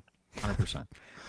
Get your chewable ivermectin here. Chewable ivermectin. No, he's been deplatformed 20 times. Like, he's been fired by everybody. He's got no friends. And the only way he makes money is by going on Rogan and then doing speaking engagements for other rednecks and stupid hillbillies. Sorry, Locke. I didn't mean to interrupt you. Well, it's funny because we have you guys seen that commercial? Yes, I've seen several. Today. Ozempic? Ozempic. Have you guys seen the commercial for that one where it's like, what's Ozempic? My friend takes Ozempic, but they never really say what the fuck it is. Yeah. I brought that up to Grant because I've been doing something to my wife for the last couple months because we see that. Do we want to hear it here? Nope. Yes, we do. Hold on, because it does have a point. Okay. So every time the commercial plays, we always go, do you know what Ozempic? And both of us still to this day don't know what Ozempic is. So I've been putting it on our grocery list every week. And she gets a bit of a chuckle out of it. So I brought it up to Grant, and Grant goes, that's a diabetes drug, and people have been taking it for weight loss. And the thing that I talked to Grant about was these drug companies, they don't really care if you're taking it for the wrong fucking reason. No, they just want to sell they're you the drugs. making millions of fucking dollars Yeah. from taking these drugs. And it's so crooked. It's so backwards. But it doesn't mean COVID doesn't exist. Just so you know. But they don't care because I know all these assholes are buying ivermectin like it's going out of and still these stories about these people on TikTok taking this Ozempic for weight loss when they don't have diabetes is rampant, and people are taking these drugs they're not supposed to be taking. Almost all the biggest drugs are making money. Almost all the biggest drugs had an intended application that it turned out black market. Yeah. Yeah, like what was it? Zyban, this anti-smoking drug, was an antidepressant, right? Yeah, Viagra heart medication. Was a heart medication. So just gave guys boners. Can you imagine having a bad ticker and walking around with a heart on all the time and be like, these are the fucking best drugs in the world? Yes, I can. Funny story about Viagra too is the company that makes it has a plant in Ireland, and they're by a river, and they didn't have any regulation on that company. That's why they were in Ireland. And they were dumping the waste product in the water, and people were complaining because all the dogs and animals were wandering around with boners all the time. It's a true story. That doctor from Florida put that tweet out that said that, I think. That's a true story. Viagra, hang on. A dog boners. All the stray dogs. Boners. I just put that in my, even the dogs. 1997. It's true. Quote, even the dogs rock around with rock hard erections, said the mayor of Cork. Cork. It was Cork, too. She can't even thanks to the Viagra plant, which has been there since 1997. They'll just claim the area is full of love fumes and water that's wastewater from the plant, which gifts local men inhuman sexual prowess. However, the dogs also like to fuck too, apparently. Yeah, that's a true story. Dash hounds be like, y'all wiener dogs now, motherfuckers. Anyway, let's get to the Rogan clip where he reads a tweet from a doctor who allegedly says she's vaccinated and doesn't care if she dies or there's terrible fucking side effects. And then we'll meet on the other side of it. This is him and Brett Weinstein. Doesn't exist anymore. So enjoy it. And then on the other side, we'll talk about why you take medical advice from a guy who apologizes for getting shit wrong all the time. Let's watch together. Put this up. This woman tweeted, "I will never regret the vaccine, even if it turns out I injected actual poison and have only days to live. My heart was in the right place. I got vaccinated out of love, while anti-vaxxers did everything out of hate. If I have to die because of my love for the world, then so be it. But I will never regret or apologize for it." It's a fascinating perspective. And it's also a fascinating perspective that this person claims to be about love, but has the most uncharitable view of people who didn't get vaccinated. That everyone got anti-vax out of hate. The idea that I didn't get vaccinated out of hate, I find so ridiculous.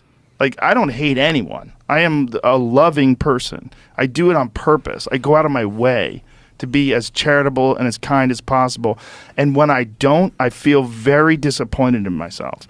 If I make any decision or a statement that I feel like doesn't align with that, maybe flippantly in the moment, maybe joking around, I'm very disappointed in myself. I'm very self-critical. When I see something like that, I'm like, that is ideological capture at its highest level. Because put that back up again. So what you're seeing, one of the things that she's realizing here is that there is a narrative. And one of the narratives is the vaccine might be bad for you. So she's saying, even if it turns out I injected actual poison, the idea that you wouldn't be upset that you were duped into injecting actual poison when you were thinking that this was somehow going to save people and save the world is so insane that wouldn't bother you. But you are uncharitably categorizing all people who are hesitant and getting an experimental medical intervention that's never been tried on mass amounts of human beings in human history, and that there's no long-term data to suggest anything. Safety, dangers. All of that's a lie, by the way. She's a doctor, a medical doctor. She should know about the VAERS system. And she should know that although there are people that report things that turn out to not be correct, there's a very low number of vaccine injuries that get reported in respect to the actual number of vaccine injuries that take place. And in the past, that number has been estimated with previous diseases to be in the neighborhood of 1%. So for every... Notice he has no receipts and is just citing studies, past studies. No receipts. All of these things he's saying are lies. Joe Rogan is an absolute fucking patronizing liar. Keep listening. 100 people that has a vaccine injury, one of them gets reported into the VAERS system.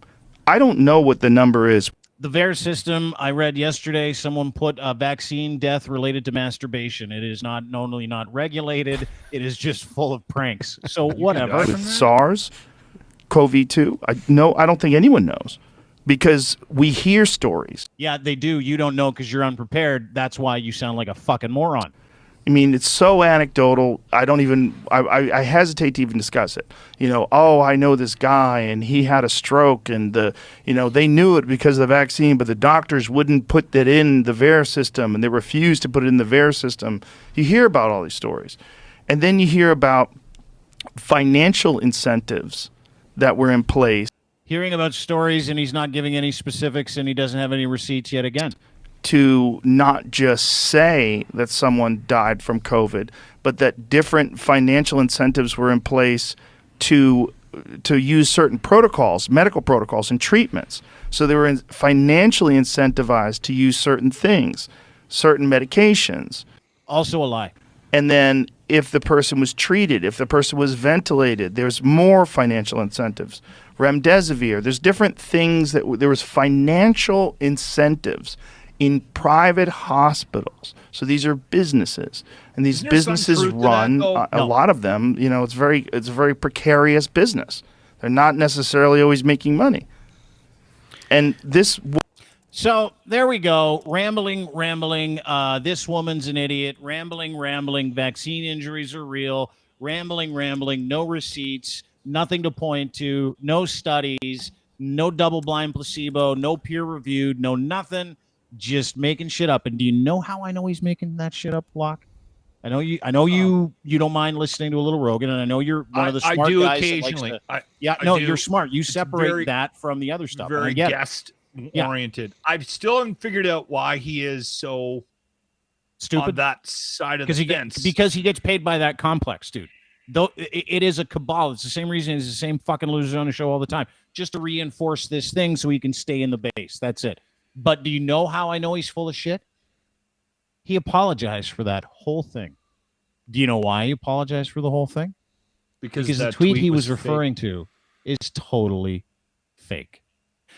Joe Rogan, this is from Forbes. It's widely now reported edits podcast apologizes after promoting hoax tweet. Here's the apology. I was informed last night that this tweet is fake.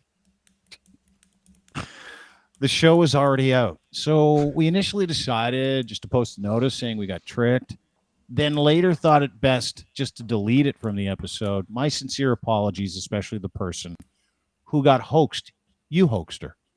Joe, you did that. Well, when I saw that give tweet, him some credit. No, I give him no credit. A lot of guys, zero credit. I'll tell you why. Don't apologize. Well, no, because this is what he does every time he does something dangerous and wrong and gets caught. He just says, "Oh, I didn't know. Sorry."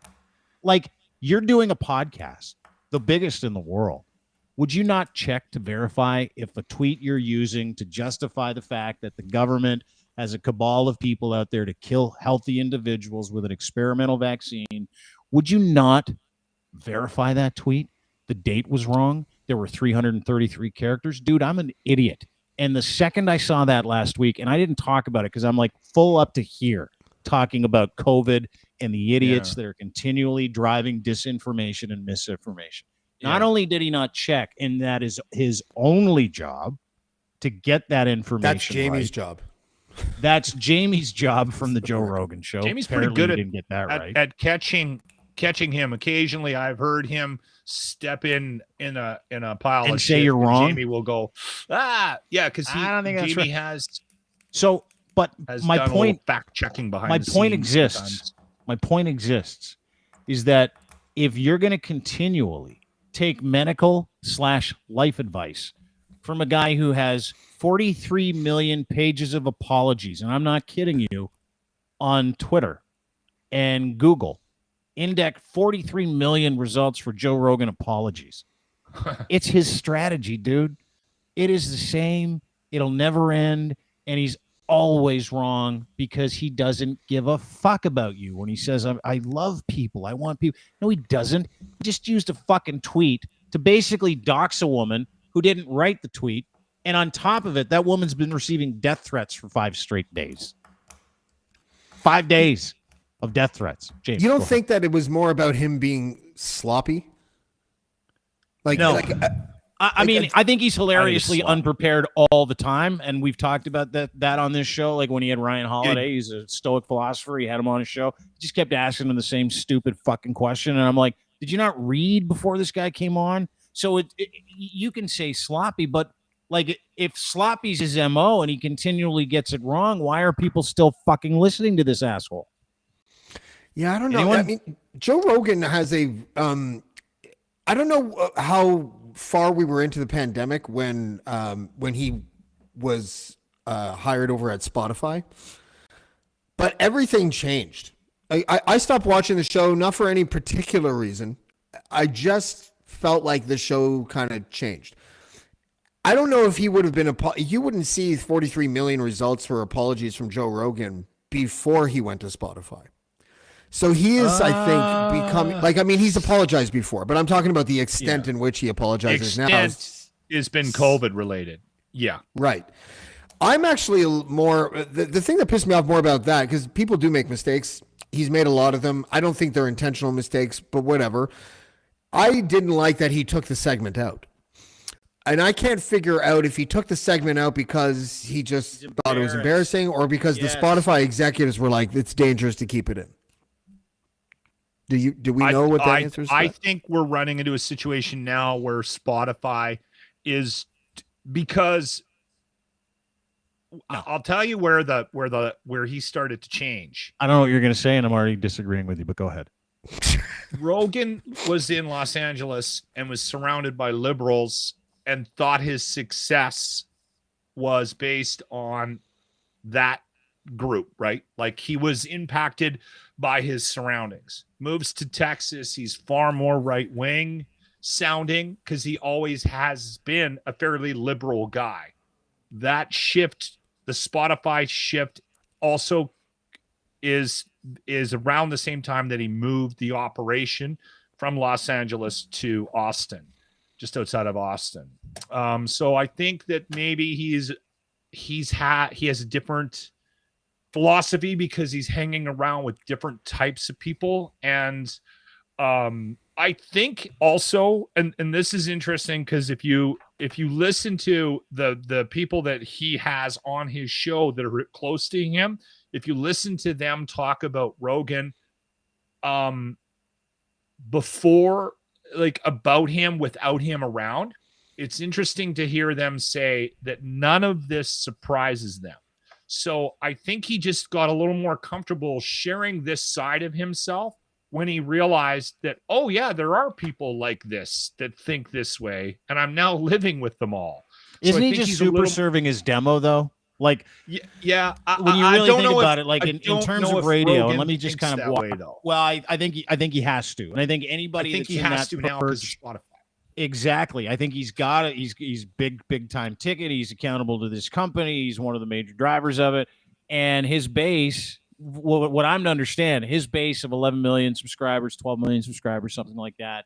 All MMA, all wellness, like fuck around with Kratom, do a bunch of drugs, shoot some guns, tell the world to fuck off, eat a bunch of raw liver, all the shit, all the experimental shit. So I find it interesting that he's calling something that comes from, the medical institutions around the world experimental, which it's not. It's already approved. It's fucking fine.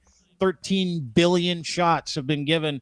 There are no vaccine injuries to speak of, and any fucking idiot that says there is has yet to prove it, has yet to show me. I've seen some really unfortunate situations from pre-existing stuff, but I have yet to see a vaccine injury, and there have never been any died suddenly deaths. It's a joke. And he's on that team. And so are his base. So if he leads that, and if he decides that he wants to be accountable at some point, that's why apologies work for him, right? He can go out and freewheel and be irresponsible, be an asshole, fucking go for 12 minutes on a fake tweet like it's real to use it to sewer people who disagree with him. That's the cheapest form of what he's doing. And it is not just dangerous, it's what completely complicit, lazy, sloppy cocks do in this business. But he's the biggest. He's the biggest because he's one of those fire starters, and there are people out there who agree with him because they're equally as dumb. Joe Rogan appears to be bright, has bright people on his show, is hilariously unprepared to do that show, and when he does it, he fucks it up, has to delete stuff, and has to pretend that he's sorry. That's what the fuck is that? Like, what the fuck is that? It's LARPing. He's LARPing for his audience so he can make money. He's not accountable to anybody. Hasn't been for years. He is to Spotify now. And I think the conversation has changed. I think sorry, James, I was going to let you jump in here, but no, I want to hop in one with this.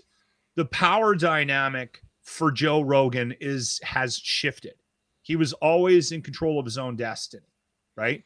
Because everything that he created on his own, based on just this idea, this concept, and he kind of ripped it off from a couple of people, right? And he's kind of known as the podcast guy, but he sort of morphed a couple of people's different. Tom Green is one of them. He morphed this thing, and it sort of developed into what it is today. And it has the biggest following in the podcast platform on the planet. That comes with, and I would suggest it comes with a certain amount of responsibility, whether he wants to admit it or not, but it does. So that responsibility is what's triggering you. You're thinking he neglects that responsibility when he puts false information or has sloppy content on there. But there is a power dynamic now in this equation, in that he's being paid $100 million a year, some suggesting even more, from Spotify to do that show.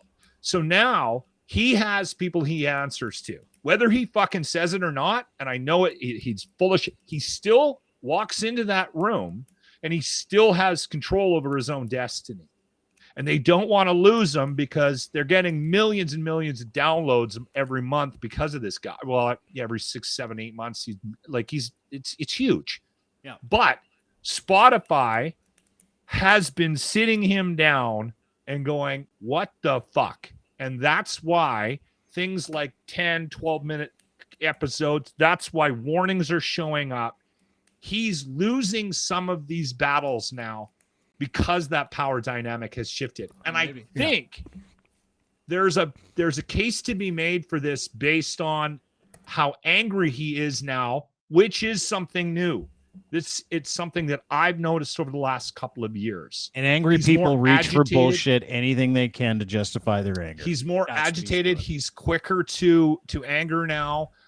He will, like, you should hear him talk about CNN. He's been hauled out a couple of times by different organizations, and he's pissed off about it. And I think all that does is, when you've got a guy like that with an ego, and clearly he has an ego, is you dig in. Yeah, and there's all these things that were happening simultaneously too at the time.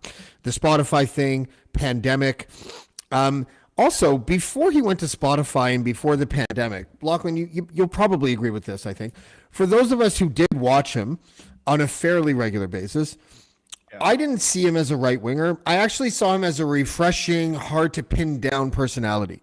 And that's what kind of made me want to watch him.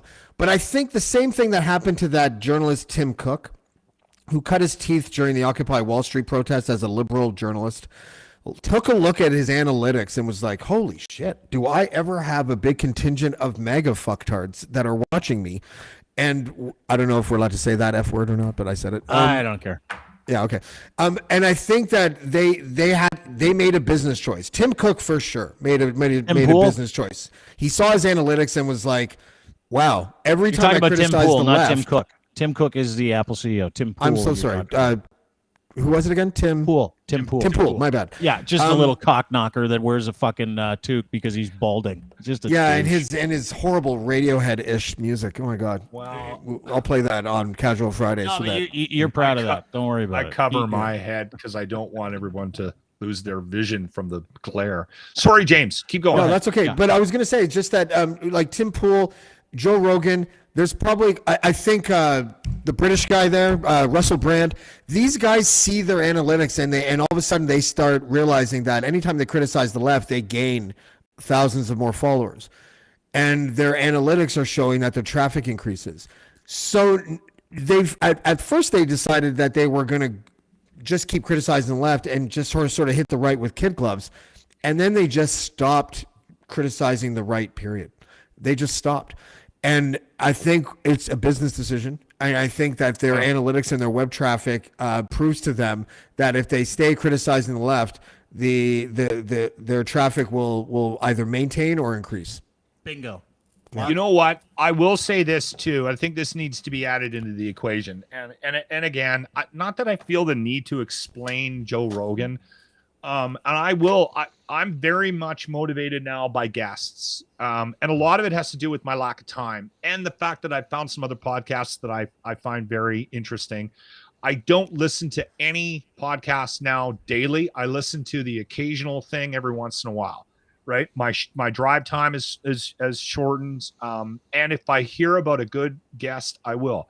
The other thing about Rogan that I think we're not necessarily bringing up is he has always been a skeptic, right? And you can run into situations where you're going to trigger one side or the other with that type of personality. And the reason why I'm familiar with that personality is because I'm a skeptic, and I got to catch myself every once in a while. I'll go down rabbit holes. But I also work on a podcast in the afternoon with a couple of skeptics as well. Yes. Right. Where your immediate instinct when something happens or information is presented to you to go, let's dig in. There's some bullshit here. Like, and if it involves the medical community down in the States, it's even worse than it is in Canada. There is zero trust for the medical institutions down there because it is a money grab. Yeah. And they're very different. They're structured very differently in the United States. Like the prisons are a for-profit organization. Like there's a lot of things down there that have completely that change how you perceive things as just a normal everyday citizen. And I think Rogan, and this isn't me giving him credit, I think Rogan is one of those guys that's reached a certain point in his life stature where he's able to put a bubble around himself and he doesn't have to worry about healthcare and all that. But I think he has always been a skeptic at heart. And if somebody says to him, if he goes to a doctor and says, you got this, take this pill, he's going to go, there's a fucking root from Africa I can chew on. I'm going to try that first. Okay. Right? Like, honestly, that guy. I agree with you. I agree. I'm skeptical. You're skeptical. I know James is we're skeptical people, but what do we do when we're skeptical? Okay, let's seek out professionals. Yeah. Yesterday, they made an announcement in Ontario. They're going to privatize a good portion of healthcare. So going with the American model, destroying universal healthcare in this beautiful province of ours, destroying it, like they're doing in Alberta, like they have in the United States, destroying it. I haven't said a word about it. I'm watching people rage, watching people get angry, talking to different people. But I put a call into Dr. Mario Elia. I said, before I go off like a lunatic, can you explain this to me properly? He goes, be happy to. Thank you for asking that question, he said. I'm like, no problem. When I'm skeptical, what I do is I go to professionals and I counsel 2 or 3 of them and I say, tell me more. And then I digest that information, and then I put it out there for other people to kind of judge whether or not they're telling the truth, right? Whether or not you agree with me doesn't matter. What matters is that we arm you with that information. That is the responsibility behind this job, in my opinion. To Joe Rogan, it is not. His job is to feed that skeptical machine because he really is a skeptic leader in that country, in the world, right? So that makes all kinds of sense to me. But ignoring your responsibility to fellow citizens when you do that, that's a problem. That's what nobody seems to want to talk about either. Like nobody wants to talk about that portion of it. And to that point, Joe doesn't just act skeptical. What he does is he brings people on to discount actual professionals like Brett Weinstein. This was the tail end of their conversation. Listen very carefully to how he says he's right and all the other academics are losers. Hang on. This problem's already bad enough. Most academics are fakers. They don't know that, right? They trained in something, they wrote a dissertation, they think they're experts, but you can see when something unexpected happens, like the pandemic, you get just broad-scale failure across entire disciplines where nobody seems to get it right? Subscribe to my channel. Subscribe to my channel. That was. I just want to meet the voiceover girl. A Russian disinformation channel, which I got that from. It was great. Did you hear what he said? Yeah, he was describing himself. Yeah, he's like fakers. They're all fakers. And when COVID comes around, that's when they get taken out as fakers. Well, guess what? COVID came around. No one knew what the fuck was going on because it was brand new, and so we freaked out. And everybody went and we made a bunch of mistakes. And we made a bunch of mistakes. And but that guy hasn't moved off the fact that it's a conspiracy. But they've taken that and gone, oh, it's conspiracy. You're right. It's all fuel for these losers. And losers lose. It's what they do. Joe Rogan and Brett Weinstein lost yesterday. They'll continue to lose. This isn't going to end well for any of those guys. We're in the find out portion. If you were on Twitter, you'd go, oh, the fucking losers are winning. No, not at all. They make it look like they are. They are lying. They are still losing, and they are going to die before you and me. So just take that, put it in your hip city pocket, and fucking be happy about it. That they're going to get the sickest, and they're going to die first. Maybe not Joe, because he's got access to a whole bunch of weirdness because he's loaded. But the people he's telling not to get vaccinated, and the fix is in, and George Soros is Batman, and all the other bullshit, those people will die. And you know what? That makes me happy. So when someone says, and I mean that, like when Joe's like, I don't want anything bad to happen. Fuck that. Dude, you want to roll the dice with COVID and you want to follow Joe Rogan down that health fucking walk? Go ahead. But you get to experience all the same fucking consequences that everybody else who isn't taking care of themselves gets to experience. And you know what? I'm not only okay with it, I welcome it because that's their desired result. So there you go. I think when you're dealing with health and your own health, I think it is important to be skeptical, and I think it is important to make sure you explore your options because I think, and this is me. They're skeptical, and then they're skeptical and taking that skepticism and telling everybody else that everybody's wrong and you're right. We're mixing COVID into this, right? And then the vaccine hesitancy, and then there's religion, and politicians were standing in front of stumps telling us what to do, and that was a fucking mistake. And there's so many elements of this that make the Joe Rogan conversation difficult. I'm not defending the guy when he fucks up. I don't know whether or not it's the right thing for him to apologize. I don't know why he comes on. I don't think it's a money thing. I don't think somebody shows up at the end of every week and goes, here's your ivermectin check. Thank you, big guy. Have a good week. It's probably hubris. Look at the money that he makes. A lot of it. Yeah. You know, like he makes 100 million a year is more than what I think it is. I think he had a 2-year deal for 100 million, if I'm not mistaken. I could be wrong about that. And you know, if you're a skeptic and you're confident about what you're talking about, you're probably going to sound like you're grifting, but maybe you're just ignorant, you know. And it sounds like what happens to Joe Rogan is that he's getting sloppy, he's getting lazy, he's not fact checking as much as he should. He's hanging around with Weinstein there. Don't forget his brother is Peter Thiel's business partner. You know, like these are not like whose brother? Rogan's brother? No, Weinstein. Eric Weinstein's brother is Brett Weinstein. Is that Brett Weinstein or Eric? That's Brett. That's Brett. So Eric Weinstein is Peter Thiel's business partner. Really brilliant guy. He was the guy that said that he met with Epstein, with Jeffrey Epstein, before he died, and walked away from the meeting knowing that there was something criminal about him. Like he made it seem like that. But you know, like these are the people that Joe Rogan hangs out with are also filthy rich people that don't really have anything to lose by being wrong. You're right. Like when you say like, you know, like Joe Rogan's losing, I don't know if anyone really feels that way because of how rich he is, and this will just go away, and he probably won't lose any subscribers, and he might even gain a few depending on how hard the left hit him, because that's the way it works now. Yeah, because right now is we're picking sides, and those sides are becoming more and more inflamed, and then they gravitate to one thing or the other, right? The other thing too, like, and I don't know if you noticed this, James, you listened to Rogan for a long time as well. I picked up on this, and it was part of the reason why I started to lose a little bit of interest in him, is because he's lost some humility. And you can tell by his interaction with his friends, and his friends are the ones that he keeps having back on a regular basis. And now you can feel there's a different energy in that room. And I'm sensitive to it because I do what I do, and I can listen to a show and I can tell you in 10 seconds if the people sitting in that room are friends or not, or if they're just putting in the time because there's a check at the end of every 2 weeks. And I felt this in the last couple of years with his growing money and power and influence, because it's an influential show. You can be mad at him if you want.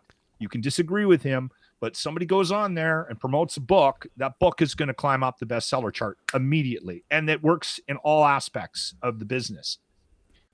He's the new late night TV, right? He's Bropra, right? If you just came up with that, that's fucking brilliant, James. So here's the thing with him, though. I can feel it with his friends. They treat him differently. Yeah. Joey Diaz, when he first moved to Spotify, said on his podcast that that they're going to, I can't remember how he worded it, but basically Joey Diaz was like, they're going to get him. They're going to get him now, you know, and he's going to, you know, he's going to have to toe the line or he's going to get destroyed. And I don't think Joey Diaz was right about either of those things, because I don't think he's towing the line, and he's certainly not destroyed yet. I would have hazarded a guess that Spotify doesn't renew his contract, though. I mean, I'm not very good at gambling, so you don't have to take what I'm saying, you know, as biblical. But is it worth the hassle for Spotify? I don't know. It will never be about whether it's worth the hassle. We've talked about this before. Anybody that says they got fired for something that they said on the radio or on TV or anything, money. It's never that. It's always about the impact it had on the bottom line. And I think that's what I meant, though. Like, do you remember it was like a trendy thing? Like, I'm leaving Spotify. I'm taking my music off Spotify. Can you name one of those artists right now? Because Neil Young, Joni Mitchell. Okay, one, two, and everyone under 30 is like, who? And who uses Spotify? Everyone under 30, right? So it's like finding out that the Sunday Comics canceled Ziggy. Yeah, you're like, what? Oh, it's a shame. No Ziggy, no more Ziggy. What about Calvin and Hobbes? Yeah, same thing.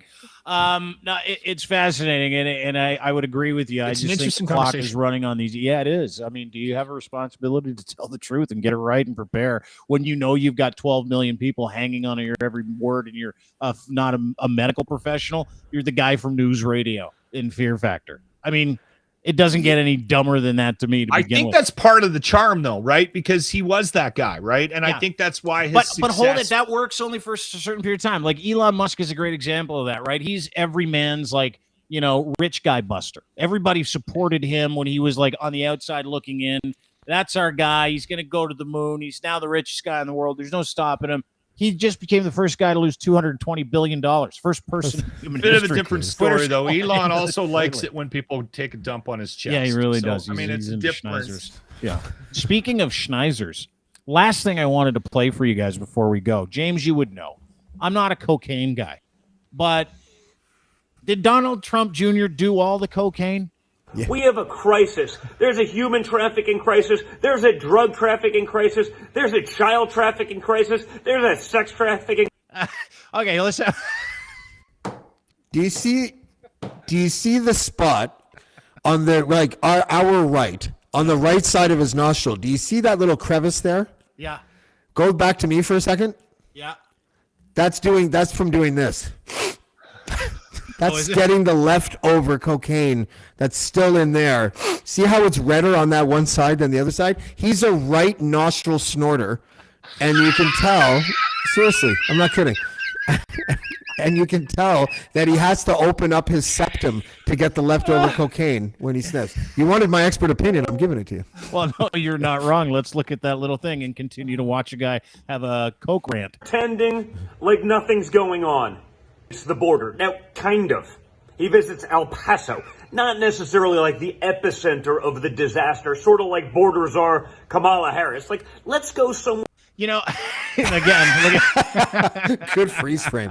That's the so he's got the red around his nose and the nostrils from hoovering the rest of the coke in there. But slidey lips is a coke tell too, isn't it? Other than the manic behavior and the fact his eyes are glossed over and he's actually squinting in the middle of the day underneath the porch, those are good tells. But the slidey mouth, like the crooked mouth, that's usually a coke tell, is it not? Well, yeah, because you're clenching, right? And also his lips look a little pasty and cracked too, which is another tell. Yeah, he's clearly dehydrated. Plus, look at all of the cocaine stuck in his chin beard, right?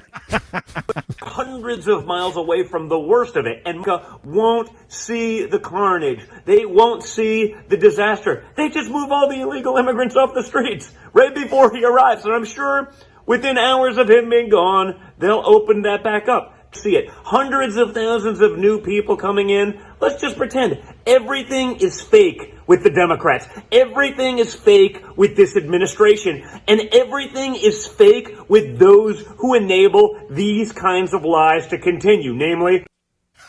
Yeah. You're testing positive for cocaine, son. He's got a lot of coke in his system. Eh? It was a white Christmas. And that's also his head is like this because he's controlling the drip, right? He needs the drip to go that way and not that way, right? So, if you ever see me like this on a podcast, I'm so glad you've done tons of coke. Yeah. If you ever see me like this on a podcast, you know I fell off the wagon. Like chewing on the side of your face. That's right. Yeah, I got to tell you though, if I had money and I didn't get married when I was 21. I would probably have that very similar emancipated look. Center of the disaster. That one? I would have been a full-blown drug addict. Yeah, I'm pretty sure. I'm still worried that I'm going to become successful because of that exact reason, Lachlan. I would have loved that drug. And yeah. I would have loved that drug. I would have been on it looks like it's so much fun. Been on a horse yeah, for years. Let's go. Let's go. It is pretty dope. Yeah, it is. It's fucking quite the look, isn't it? Thanks for doing this, boys. It's Lachlan Cross from 957 Cruise FM in Edmonton. Listen to him every single weekday morning at 957cruisefm.ca. The best rock and roll morning show in the country. Trust me, because I tried to listen to some radio in Toronto this week. No bueno. Follow me on Twitter. I send out a link to the show every morning. You can listen live from anywhere in the country. We have more listeners in Ontario now for some strange reason. You're welcome.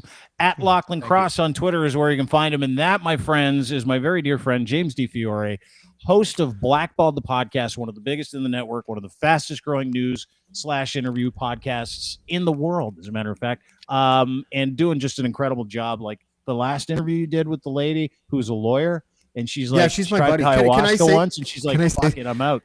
I didn't want to say it on the podcast with her because, but we met June 1st, 2000 in the hotel room of the DJ that I brought in, DJ Scott Stubbs.